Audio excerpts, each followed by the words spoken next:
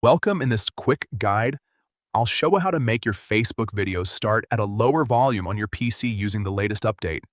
If you're tired of videos blasting sound unexpectedly, this simple setting will make your browsing experience much more comfortable. First, open the Facebook app on your PC as you normally would. Once you're on the home screen, look toward the top right corner.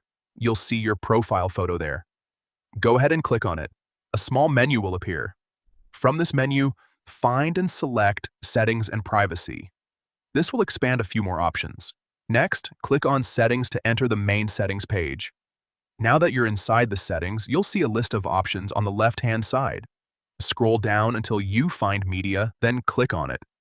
This section controls how videos and photos behave on your account. Inside the media settings, look for the option labeled Video Default Volume. This is where you can control how loud videos are when they start playing automatically. Next to this option, you'll see different choices. Simply select Quiet. Once you do that, Facebook will automatically start videos at a lower volume instead of full sound. That's it. From now on, you won't have to worry about sudden loud videos when scrolling through your feed. It's a small change, but it makes a big difference, especially if you're in a quiet environment or using your PC in public. If you found this helpful, feel free to stick around for more quick and easy guides like this.